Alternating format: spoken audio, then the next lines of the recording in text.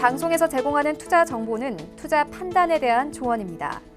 방송에서 제공하는 주식의 가치, 가격 상승 및 가격 하락에 대해서는 방송사에서 보장하지 않습니다. 간추린 경제 뉴스입니다. 미국 증시는 3M의 3분기 실적 부진에 다우존스 지수는 하락한 반면 대형주와 기술주가 상승 탄력을 보였습니다. 뉴욕 증권거래소에서 다우존스 지수는 0.11% 하락했고 S&P 500 지수는 0.19%, 나스닥 지수는 0.81% 상승하며 거래를 마쳤습니다. 보리스 존슨 영국 총리가 오는 12월 조기 총선을 제안했다는 소식으로 파운드화가 낙폭을 줄였습니다. 존슨 총리는 현지 시간 24일 주요 강요들과 회동 이후 오는 12월 12일 조기 총선 요구 법안을 28일 의회에 제출하겠다고 밝혔습니다. 하지만 조기 총선이 열리기 위해서는 하원 전체 의석의 3분의 2 이상의 동의가 있어야 합니다. 정부가 오늘 WTO 개발도상국 지위 유지 여부에 대한 입장을 발표할 예정입니다. 정부는 개도국 지위를 유지하지 않는 방안에 무게를 두고 있는 것으로 전해졌습니다. 기획재정부는 오전 8시 홍남기 경제부총리 주재로 비공개 대외경제 장관회의를 열고 WTO 개발도상국 지위 포기에 대한 정부의 최종 입장을 결정할 예정이라고 밝혔습니다. 롯데 면세점이 싱가포르 창의공항 입찰에 성공해 6년간 면세 사업을 운영할 수 있는 운영권을 획득했습니다. 롯데 면세점은 2020년 6월부터 6년간 입출국장 면세점을 운영하게 됩니다. 약 2,500평 규모의 롯데 면세점이 운영하고 있는 해외 매장 중 가장 큰 규모로 주류, 담배 품목을 취급할 예정입니다.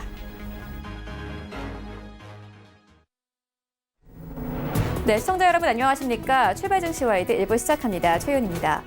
어제 우리 증시 양지수 엇갈리면서 마감이 됐습니다. 코스피는 강보합권, 코스닥은 약보합권에서 마감되는데요. 일단 코스피 시장 어제 2085선까지 올라왔습니다. 시총 상위 기업들이 어제 대부분 좀 실적을 발표했는데 3분기 실적 괜찮았고요. 4분기 실적에 대한 기대감도 나오면서 어제 우리 증시 이 코스피 시장이 힘을 받았습니다. 반면에 코스닥 시장은 소폭 하락했는데 658선에서 어제 시장 마감이 됐습니다. 좀 종목별로 희비가 엇갈렸는데요. 어제도 바이오주 강하긴 했지만 이슈가 있는 종목들은 그대로 올랐고 이슈가 없었던 종목들은 어제는 급락하는 양상을 보였습니다. 이렇게 종목별로 좀 희비가 엇갈렸는데 이런 가운데 뉴욕 증시 3대 지수는 혼조로 마감이 됐습니다. 일단 실적 장세가 이어지고 있는데 다우존스 지수는 소폭 하락한 반면에 나스닥과 S&P 500은 강했습니다. 이런 시장 상황들 출발 증시와이드 1부에서 정확하게 알아보도록 하겠습니다. 네, 먼저 라이브 이슈타임에서는요, 이 3분기 실적에 따라 종목의 희비가 엇갈리고 있습니다. 어떤 업종들 그리고 종목들 살펴보면 좋을지 살펴보도록 하겠고요. 이어서 신라젠의 주가가 검찰 수사 등 악재에도 불구하고 급등하고 있습니다. 이 급등하는 배경 짚어보도록 하겠습니다. 네, 이어지는 월가 산책 시간에는요, 세계 자동차 시장이 위축되고 있습니다. 판매 감소 때문인데 자동차 시장 전체적으로 짚어보도록 하겠고요. 이어서 미국 재무부의 올 하반기 환율 보고서 발표가 임박했습니다. 우리나라 포함 여부에 대한 관심도 뜨거운데 함께 짚어보도록 하겠습니다. 출발 증시와이드 1부 지금 출발합니다.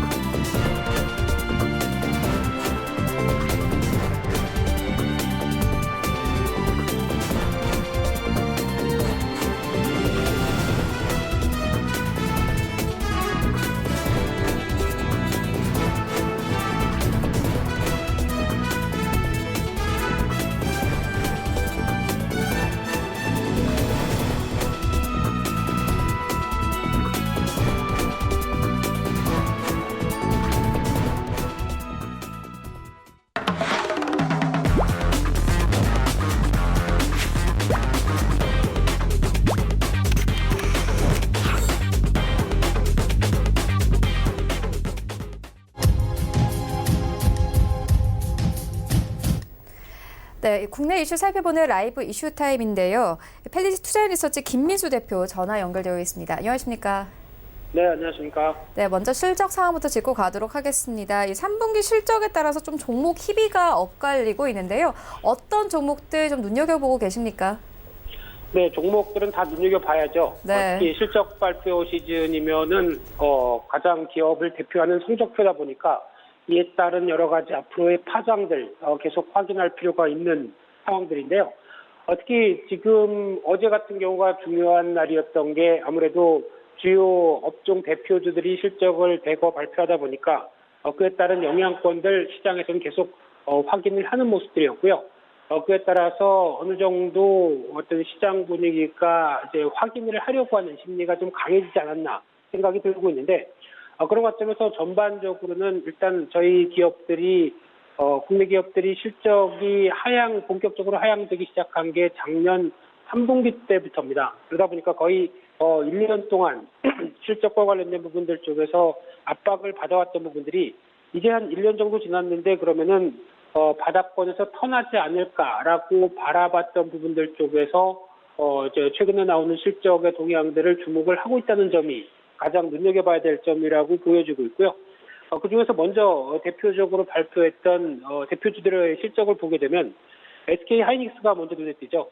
반도체 관련돼서 그래도 메모리 반도체에 집중되어 있는 대표적인 주자다라고 관점 쪽에서 시장은 주목을 했는데 일단 3분기 영업이익이 한 4,700억대가 조금 넘는 수준으로 봤었을 때 작년 동기 대비해서는 90% 이상 하락하는 수치다 보니까 할 얘기는 별로 없는 상황들이고요.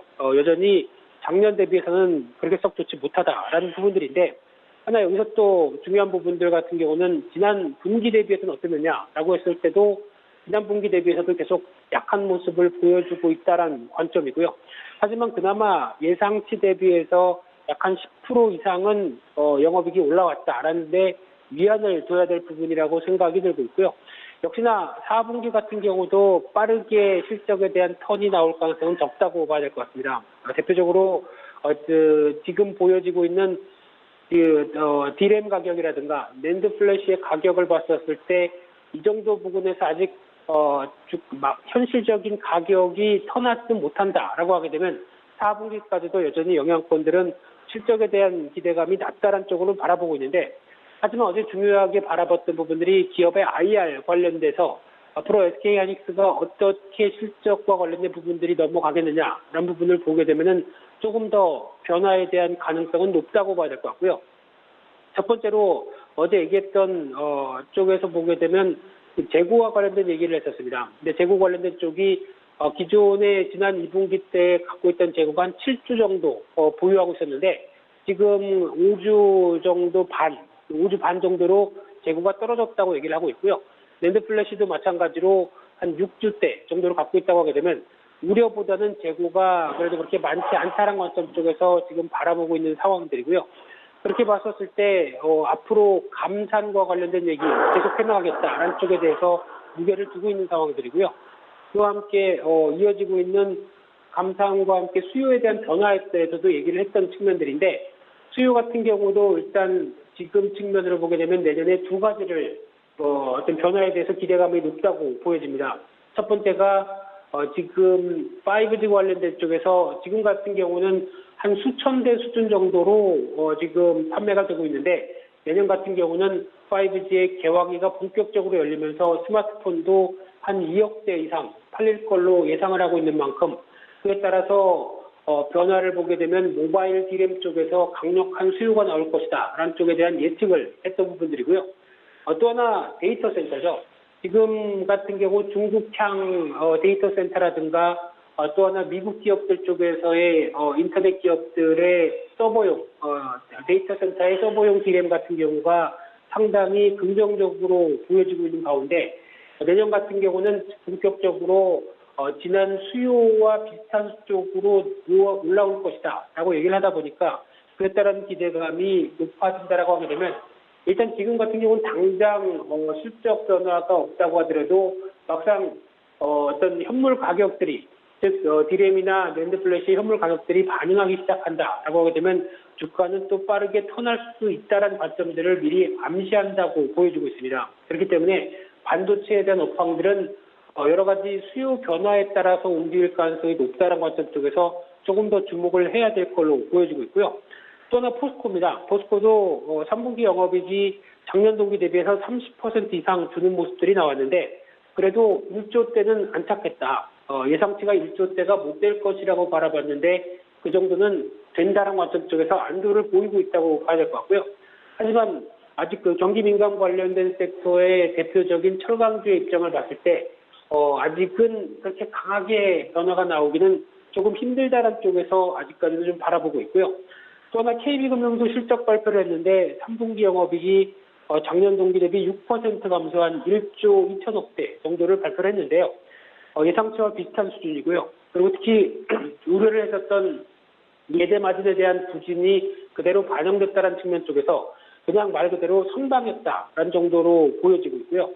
또 하나 주목했던 게 현대차였습니다. 현대차의 의외로 SUV가 그나마 잘 팔리고 있고 미국 시장에서 선전한다라는 관점 쪽에서 실적에 대한 기대감은 높았는데 수치상으로 보게 되면 작년이 워낙 안 좋았기 때문에 3,780억 대의 영업이익이 생각보다 좀 부진하게 밝혀 있었어도 작년 동기 대비해서는 30% 늘어난 수치로 보여지고 있고요.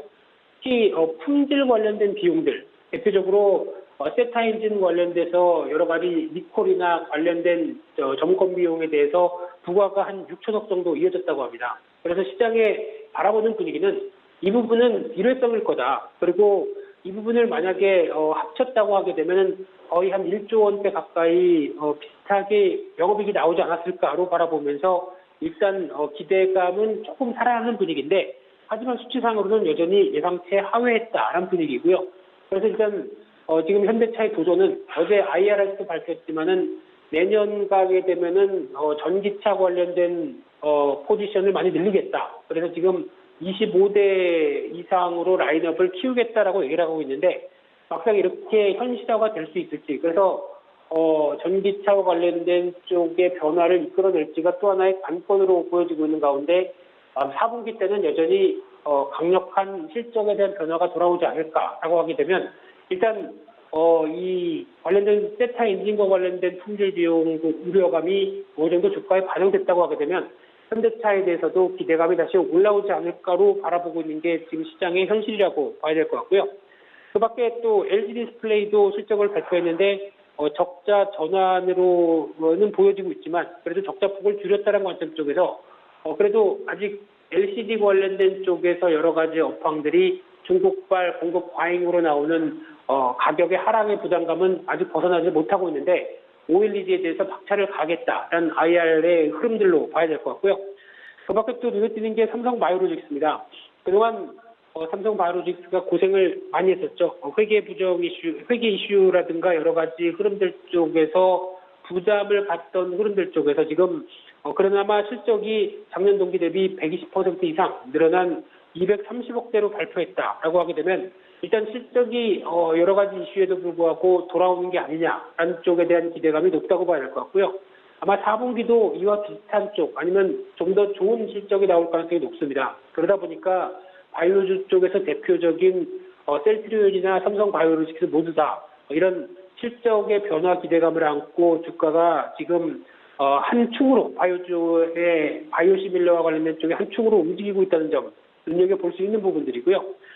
또 하나 마지막으로 S-오일도 한번 살펴볼 필요가 있을 것 같은데 S-오일 같은 경우도 지금 작년 대비 동기 대비해서는 한 27% 가까운 수치로 영업이익이 줄었던 모습들이지만은 지금 최근에 이어지고 있는 복합 정제 마진의 추이를 보게 되면 과거에 부담 갔던 수준은 일단 아니라 상반기 때 상당히 부진했던 모습들 쪽에서 벗어나기 시작하면서 적어도 5달러대 이상 쪽으로는 유지를 하고 있다라고 하게 되면 그래도 크게 실적이 부진할 요인들은 좀 적어졌다라고 바라보고 있고요.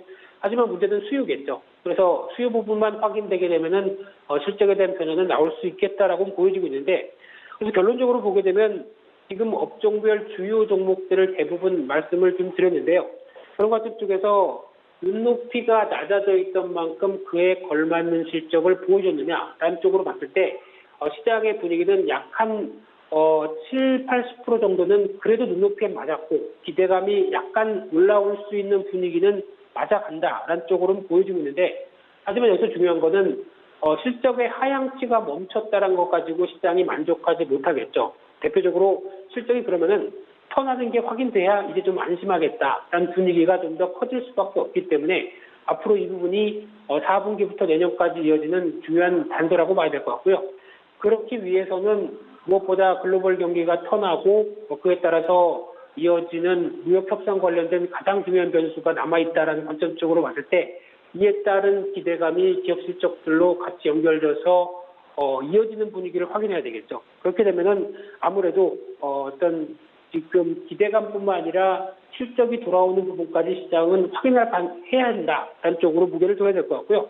그런 측면으로 보게 되면 이제 실적 발표 아직도 대거 남아있는 상황 쪽에서 여전히 관련된 업종과 종목들에 대한 변동성은 남아있을 수밖에 없다라는 쪽에서 일단 지금 분위기로는 기대감이 낮다고 하더라도 여전히 관련된 실적들을 지켜보면서 앞으로의 계산기를 좀 두드려보자 이런 쪽으로 나가는 게 맞다고 봐야 될 것 같습니다.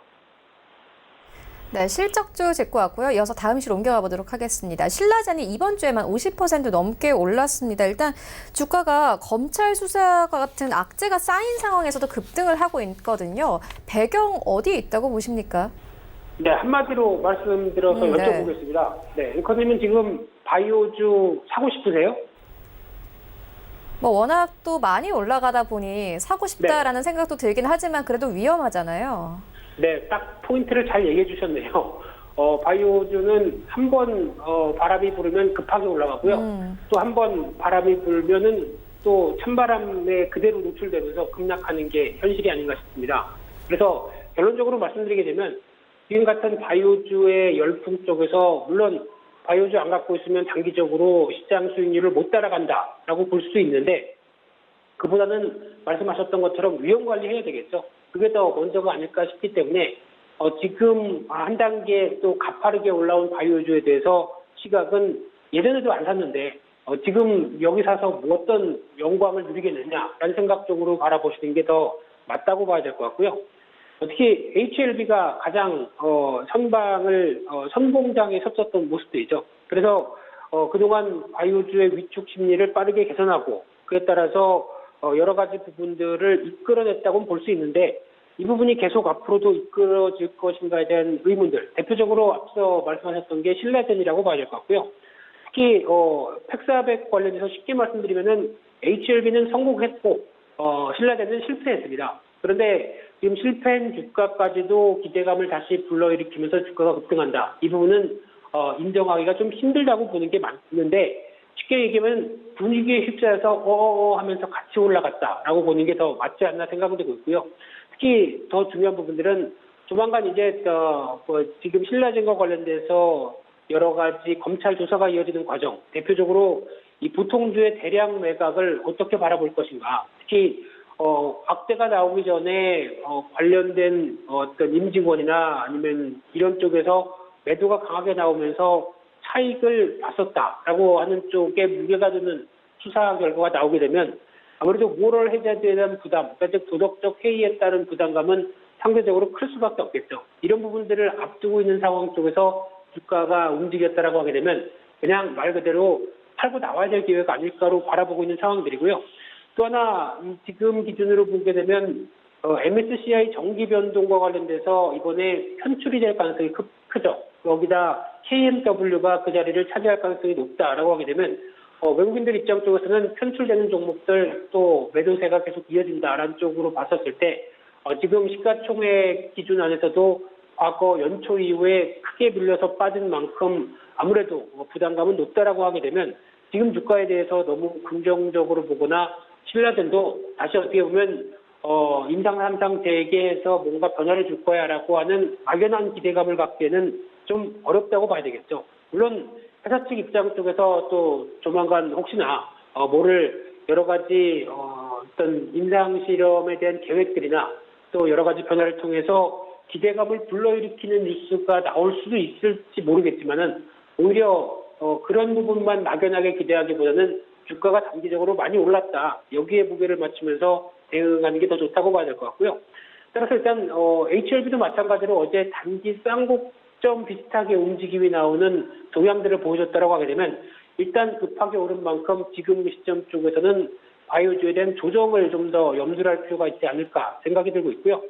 그러면 이제 조정권을 다시 한번 좀 보인 이후에 2차 상승이 이어진다라고 했을 때는 이때는 완전하게 종목 중심으로만 차별화돼서 움직일 가능성이 높다라고 봐야 될 것 같고요. 그 2차 상승 때도 아마 어떤 바이오주가 동반적인 급등세를 보여줄 가능성보다는 아마 HLB나 HLB 생명과학 정도만 시장을 주도하면서 움직일 가능성이 높지 않을까라는 종목별 차별화에 무게를 두면서 대응하는 게 더 맞다고 봐야 될 것 같고요. 따라서 지금 눈에 바이오주 관련돼서 눈에 띄는 거는 어제도 HLB에 대해서 좀 자세하게 말씀드렸지만 어떤 HLB에 대한 동향들을 계속 확인할 필요가 있다는 관점과 함께 또 하나의 축인 앞서 말씀드렸던 실적 자체가 변하고 있는 바이오시밀러, 그러니까 즉 삼성바이오나 셀트리온 정도로만 한정지어서 보는 게 가장 좋지 않을까라는 쪽도 바이오주 얘기 나올 때마다만 계속 압축들여서 말씀드리고 있고요. 쉽게 말씀드리면 아닌 건 아닌 거다. 그리고 갈 종목만 추려서 바이오주를 보는 게 더 좋겠다라는 생각이고요. 특히 바이오주 전반적으로 이런 쪽의 품목, 이런 쪽의 파이프라인, 이런 쪽의 임상실험 이런 식으로 다 같이 움직이는 기대감을 안고 있다고 하더라도 솔직히 저희가 의학, 약학 관련돼서 상대적으로 그렇게 박학하지 못한 상황 쪽에서 여러 가지 품목들을 비교하면서 보기에는 한계가 있을 수밖에 없습니다. 그렇기 때문에 회사 측에서 얘기하는 부분들만 가지고 저희가 접근하기에는 한계가 있을 수밖에 없다라는 점들을 염두하면서 모르겠으면 안 하는 게 답인 것 같습니다. 그렇기 때문에 너무 기대감을 키우지 말자. 이게 가장 중요한 핵심이라고 보시면 될 것 같습니다. 네, 바이오주 같은 경우에는 이제 조정권을 보일 가능성이 있고 2차 상승 때에는 종목별로 차별화 현상이 나올 가능성이 크다는 부분 짚고 왔습니다. 이어서 코스닥 시장 종목들 조금 더 살펴보고 가도록 하겠습니다. 최근 조용한 강세를 나타내는 종목들이 있습니다. 바로 양자 암호주인데요. 이름조차 생소합니다. 어떤 종목들이 있습니까? 네, 양자라고 하게 돼서 지금부터 드릴 얘기는 혹시 문과 출신이신 분들, 특히 앵커님도 문과 출신이시죠? 네, 저는 문과 출신입니다. 네. 저도 문과입니다. 그러다 보니까 이 양자 관련된 물리학 쪽에 여러 가지 용어를 쓰면서 복잡하게 말씀드릴 수 있는 자격도 안 되고요.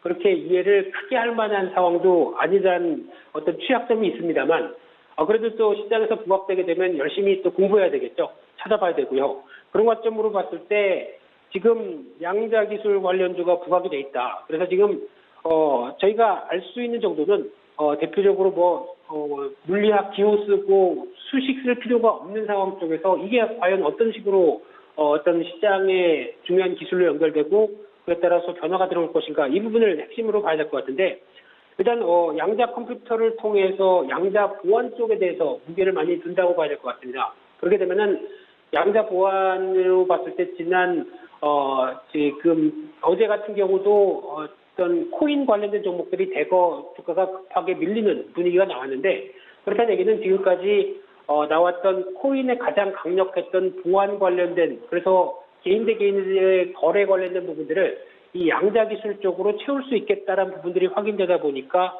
어제 비트코인 관련된 여러 가지 종목들이 급하게 블록체인이라고 봐야 되겠죠. 그런 쪽들이 시장에서는 외면하는 분위기고요. 오히려 이쪽에 대한 기대감이 좀 더 커졌다라고 보여지고 있는데 대표적으로 구글 쪽에서 여러 가지 양자 컴퓨터와 양자 역학 원리와 관련된 부분들에 대해서 소개를 했고요. 그러다 보니까 이제 앞으로 이어질 부분들이 구글도 이 슈퍼컴퓨터로 1만 년 걸리는 연산을 3분 만에 해결한답니다. 참 대단하네요. 예, 그런 관점 쪽에서 이런 기술을 개발하고 있고 삼성전자도 미국의 아이온 Q라는 회사에 대해 5,500만 달러, 그러니까 약 한 650억 원을 투자를 하면서 이 차세대 클라우드 쪽에서 양자 컴퓨터를 활용하는 스타트업에 대해서 투자를 했다라는 쪽으로 나오고 있고요. 그러다 보니까 삼성그룹도 앞으로 양자 기술을 기반으로 해서 기존의 반도체, 휴대폰 바이오 같은 쪽의 사업 경쟁력을 높일 수 있겠다라고 바라보고 있는데 그러다 보니까 이런 기대감이 살짝 불러일으키니까 양자 컴퓨터 관련된 기술을 다시 보자 이런 쪽으로 나오고 있는데 그러다 보니까 또 관련주로 어제 움직였던 대표주가 드림 시큐리티입니다. 이 회사 같은 경우 암호기술연구센터를 갖고 있는데 이 차세대 기술 쪽에서 양자 암호통신을 사용해서 어떤 기술을 개발할 수 있겠다란 이 보안 플랫폼을 구축할 계획이라고 밝히고 있는 상황들이고요.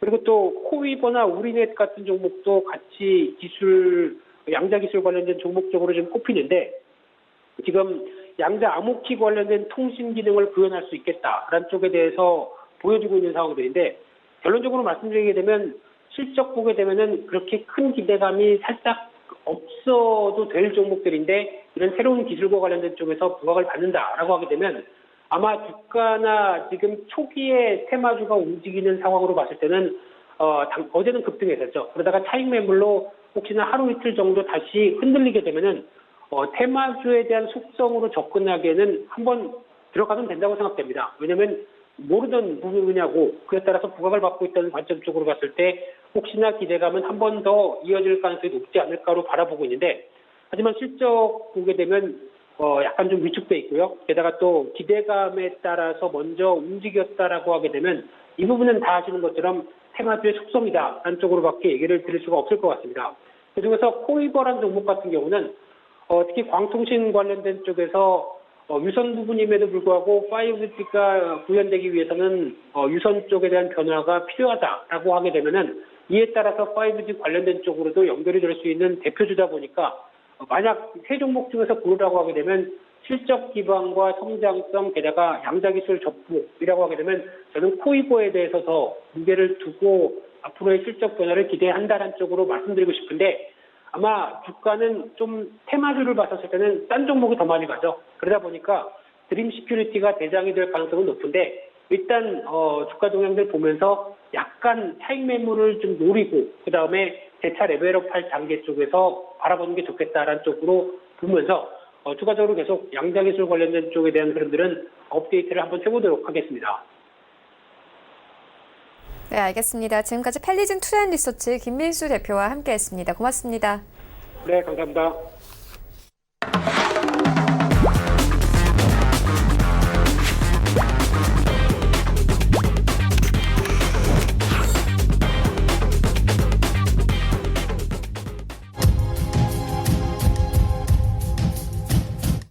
네, 글로벌 이슈 체크해 보도록 하겠습니다. 월가 산책 시간인데요. KTB 투자증권 이성훈 과장 전화 연결되어 있습니다. 안녕하십니까?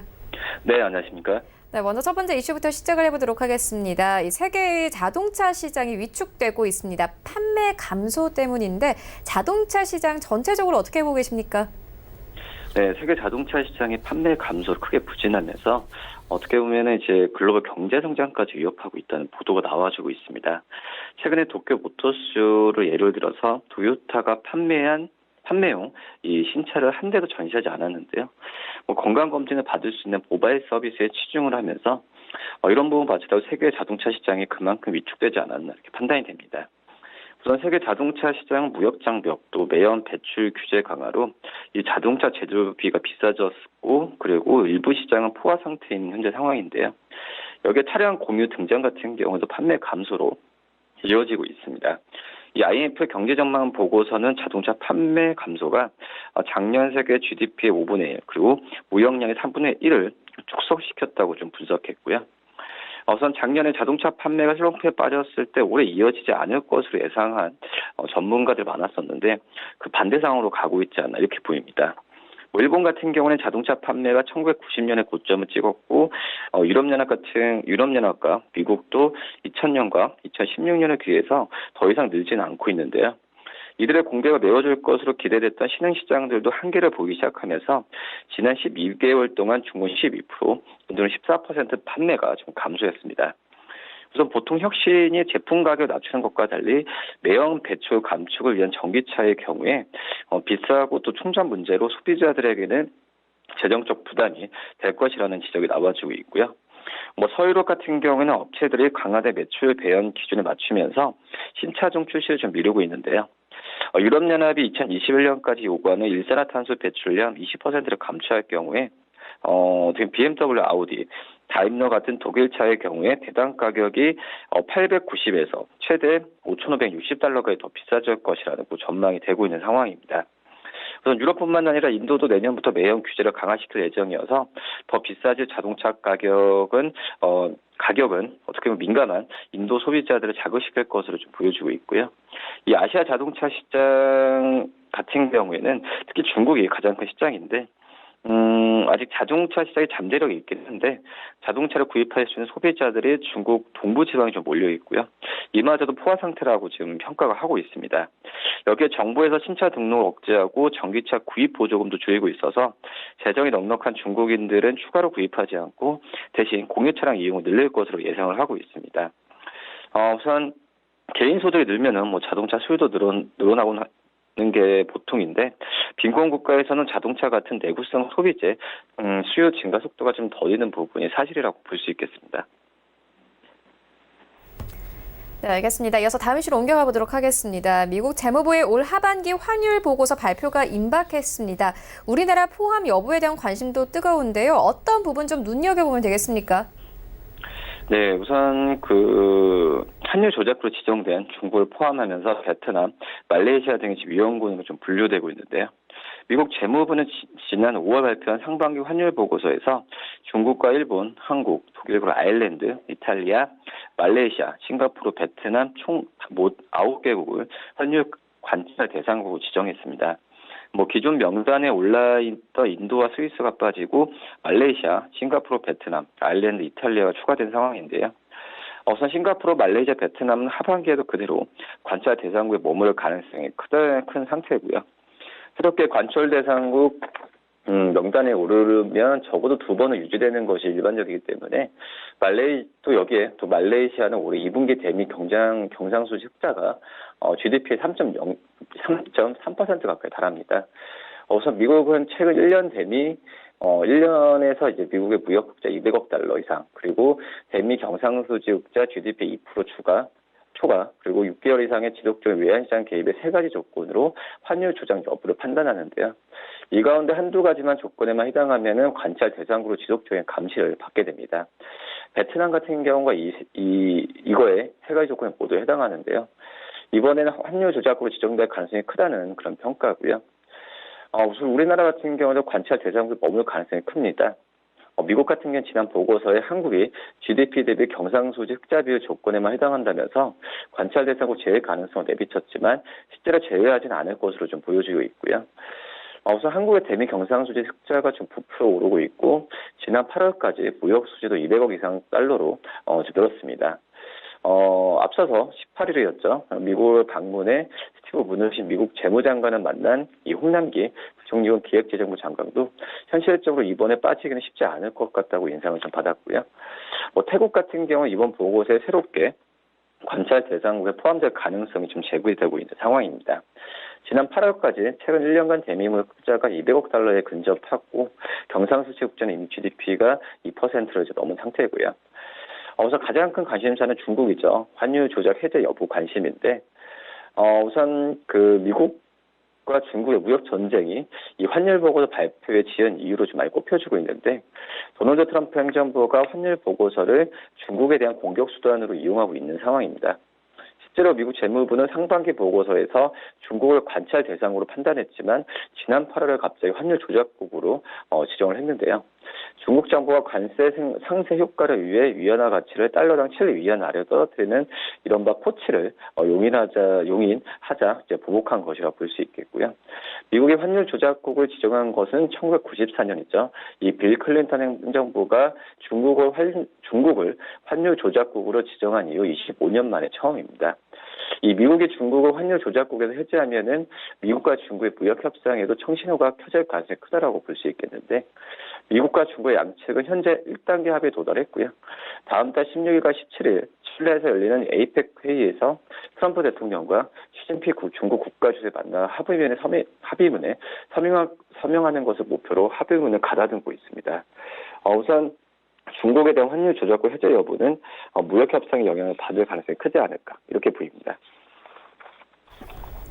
네, 환율 보고서 뉴스는 계속 따라가 보도록 하겠고요. 이어서 다음 이슈로 옮겨가 보도록 하겠습니다. 네, 중국의 항공 산업이 여러 좀 악재를 맞이했습니다. 중국의 경우에는 항공 쪽에 좀 크게 투자를 하고 있는 상황인데 악재가 정확하게 어떤 겁니까? 네, 우선 미국 보잉이나 유럽 에어버스 의존도를 낮추기 위해서 중국이 항공기 개발 사업의 기술에 대한 부분에 있어서 절도 논란에 지금 휩싸이고 있는 상태고요. 여기에 미국과의 무역 전쟁으로 엔진 같은 핵심 부품 조달에 어려움을 지금 많이 겪고 있습니다. 중국 국영 항공기 제작사죠. 코넥 같은 경우에는 2007년부터 약 10조 원을 투자하면서 중형 여객기 C919를 개발하고 있는데요. 이미 6대 시제기를 만들어서 2년 전부터 시험 비행을 진행했는데 2021년에 상업 비행이 목표입니다. 이 C919 개발이 끝나면 세계 항공시장에 커다란 지갑 변동이 생길 것으로 예상이 되고 있는데 이 중국 항공사가 걸어놓은 대기 예약만 900대에 달하고요. 코넥은 이미 2016년부터 100석 정도의 중속 여객기 ARJ-21을 자국 항공사에 납품하고 있습니다. 자체 개발이지만 C919를 구성하는 핵심 부품은 대부분 미국산이나 유럽산인데요. 예컨대 쌍발 엔진 같은 경우에는 제너럴 일렉트릭, 또 전자장비와 착륙장치나 허니의 인터내셔널 제품을 사용하는데 미국과의 갈등으로 이 부품의 중국 수출길이 막힐 위험이 있고요. 실제로 중국 정부는 지난 7월 대만에 대한 미국의 20억 달러 무기 수출에 반발하면서 허니얼 등에 대한 제재 가능성을 내비쳤습니다. 이 C919 설계를 총괄했던 양리즈강 총사 같은 경우가 인터뷰에서 이런 말을 했는데 중국은 아직 GE 제너럴 일렉트릭 제품을 대체해야 할 엔진을 만들 수 없다. 그리고 미국과의 무역 전쟁으로 C919 개발에 차질을 빚을 수 있다는 부분을 우려했고요. 우선 지금 코넥이 C919 개발을 위해서 미국과 유럽의 기술을 훔쳤다는 의혹에 대해서 좀 이 얘기도 많이 나와주고 있는데요. 미국의 사이버 보안 회사죠. 크라우드 스트라이크 같은 경우가 지난 15일 발표한 보고서에서 중국 당국의 C919 개발 시기인 2010년부터 2015년까지 미국과 유럽의 항공우주 기업을 다 상대로 사이버 공격을 감행하면서 기술 훔쳤다고 주장했습니다. 이 크라우드 스트라이크 주장에 따르면은 이 사이버 공격을 주도한 주체는 중국 국가안전부였으며 대상 기업의 내부자를 포섭하는 등의 전통적인 스파이 작전과 또 사이버 공격이 동시에 체계적으로 진행됐다고 얘기했고요. 이런 의혹에 대해서도 중국은 말도 안 된다고 강하게 부정하고 있고 해킹 같은 그런 일은 절대 일어날 수 없다라는 얘기를 하고 있습니다. 한마디로 항공기 개발을 위해서도 외국 부품을 일정 부분 사용할 수밖에 없고 중국으로의 수출에 막히면 해당 기업도 손해를 안는 부분을 좀 많이 중국 쪽도 강조하고 있는 상황입니다. 네, 알겠습니다. 이어서 다음 이슈로 옮겨가 보도록 하겠습니다. 지난 화요일에 페이스북에 크게 올랐습니다. 일단 주커버그가 직접 청문회에 출석해서 리브라에 대한 정당성을 주장하면서 크게 올랐는데요. 관련해서 향방 어떻게 보고 계십니까? 네, 우선 월스트리트 저널에 따르면은 이 저커버그가 이 암호화폐 리브라가 세계 소비자 수억 명에 대해서 금융 서비스를 제공해 줄 것이라면서 리스크가 있음에도 불구하고 이 발행 의도는 정당하다는 부분을 보도했었고요. 이 6시간 진행된 청문회에서 저커버그는 리브라가 성공할지 자신도 확신이 서지 않는다면서 미국 당국의 승인이 없는 한은 발행에 직접 참여할 생각은 없다라는 부분을 강조했습니다. 페이스북은 지난 6월 27일이었죠. 기업과 공동으로 리브라 발행 계획을 처음으로 공개했는데 이에 미국 의회와 규제 당국에서는 개인 데이터 침해와 금융시장 불안을 이유로 우려를 나타냈으며 유럽에서도 저지를 시도해야 했습니다. 우선 그동안 거짓 뉴스 확장 그리고 사용자 개인 정보 관리 소홀로 비난을 받은 터라서 페이스북에 대한 신뢰 문제는 지금 제기되고 있는 상황인데요. 우선 또 미국 공화당과 민주당 하원들은 리브라 계획을 좀 비판했는데 일부 공화당 의원들은 페이스북의 혁신 시도를 칭찬하기도 했습니다. 그렇기 때문에 이거에 대한 얘기는 계속 나와줄 가능성이 있다라고 판단이 되고 있고 우선 페이스북과 리브라 발행을 위해서 비자와 마스터카드 또 페이팔 홀딩스가 결성한 리브라 협회가 정계와 규제 당국으로부터 돈 세탁이나 테러 우환을 어떻게 막을 수 있는지 설명 요구 받아왔는데 이런 부분에 있어서는 좀 잘 해결이 돼야 리브라에 대한 금융에 대한 서비스를 제공할 수 있지 않을까 이렇게 좀 생각이 됩니다. 네, 알겠습니다. 이어서 다음 이슈로 옮겨가 보도록 하겠습니다. 유행하는 옷을 빠르게 만들어서 싸게 판매하는 방식의 패스트 패션 업계가 침체에 빠졌습니다. 대표적으로 포레버 21이 파산 신청을 했죠. 관련한 패션 시장 어떻게 보고 계십니까? 네, 좀 패션, 스파, 어떤 브랜드 쪽 산업에 있어서 약간 좀 악재가 최근에 좀 위기론이 많이 확산되고 있습니다. 우선 말씀하신 포에버 21이 그 파산법원에 파산법 11조에 따라서 신청서를 제출한 상태고요. 이는 즉각 청산이 아닌 파산법원의 감독을 받으면서 회생을 시도할 수 있도록 하는 제도입니다. 현재 47개국에서 800개 매장을 운영 중인데 캐나다, 아시아, 유럽 같은 40개 국가에서 350개 매장을 철수할 예정입니다. 포에버 21은 자라, 또 H&M과 함께 패스트 패션 시장의 성장을 주도했었는데요. 포에버 21 같은 경우에는 $5짜리 레깅스와 $15짜리 원피스 같은 획기적인 가격 정책으로 젊은 소비자들에게 폭발적인 반응을 좀 얻었습니다. 하지만 온라인 쇼핑 트렌드 변화 속에서 무리하게 매장을 확장했는데 이 패스트 패션 경쟁 심화에 큰 타격을 입었었고요. 또 친환경 가치를 중시하는 밀레니엄 세대의 소비 심리도 불황의 불씨를 지폈다는 평가입니다. 실제 포에버 21 부사장이죠. 린 사장 같은 경우에도 뉴욕타임즈에 얘기했던 내용이 쇼핑몰 방문이 줄고 온라인 판매로 이동하고 있다면서 이 소매 산업의 변화에 대응하지 못한 점을 인정한 바 있는데요. 이 포에버 21의 파산 신청에 대해서 언론에서는 이 패스트 패션의 종말을 알리는 신호라고까지 좀 얘기를 하고 있습니다. 이 패스트 패션 업계에 대한 부정적 전망을 많이 내놓고 있는 상황인데 이런 가운데 스웨덴 패스트 패션 브랜드죠. H&M 같은 경우는 작년까지 3년 연속 이익이 감소하면서 시장에 근심이 많이 사고 있는데요. 이 재고를 줄이고 온라인 판매를 강화한 결과 올해 3분기 영업이익이 25% 증가했지만 과거의 명성을 회복하기는 좀 갈 길이 먼 상태라고 볼 수 있겠습니다. 특히 이제 실적 성장이 지속적으로 이루어질지도 지금 미지수라고 볼 수 있겠고 한때 $40억 넘어섰던 누적 재고 부담이 여전히 짐이 되고 있는 상황이고요.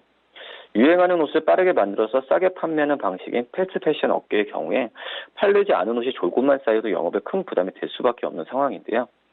4분기 때 연속 재고가 줄어서 판매에 대한 재고 비율이 2% 낮아졌다고 하지만 3분기 현재는 18.5%에 머물러 있습니다.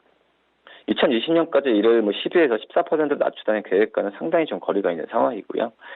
작년에 그 H&M의 재고 재산은 판매액의 17%까지 차지했으며 총 자산의 32%까지 차지했습니다.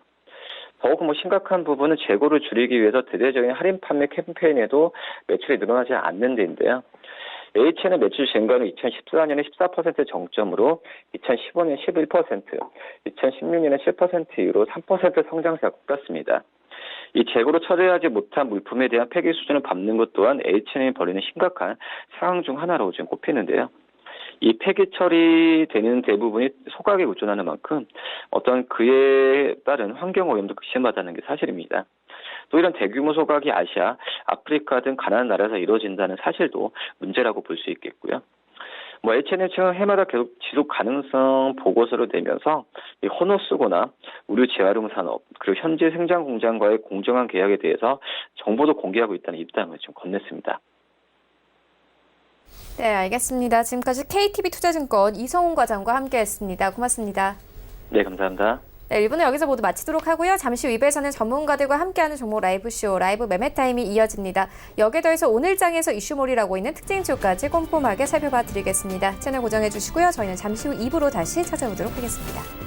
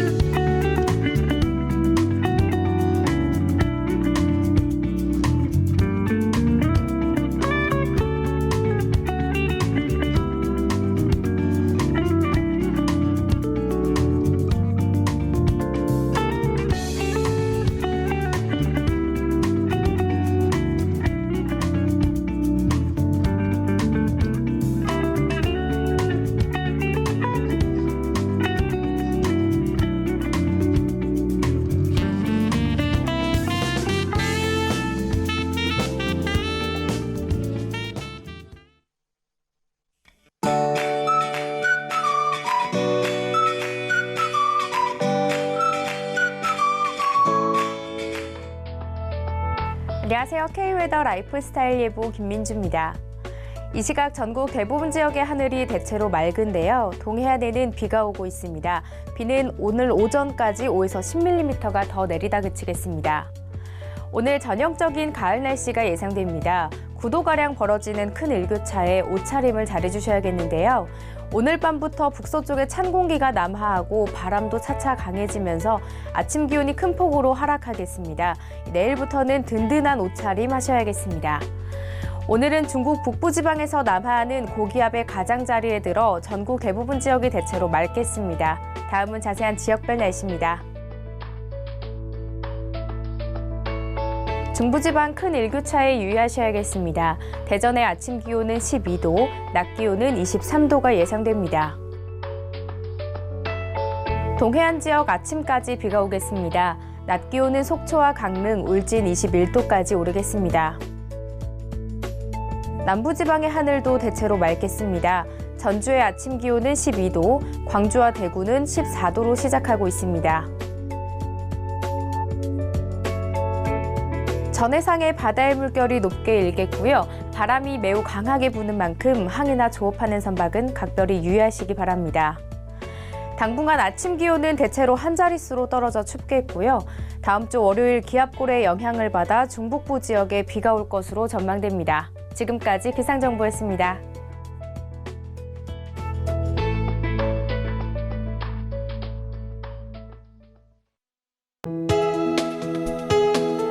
본 방송에서 제공하는 투자 정보는 투자 판단에 대한 조언입니다.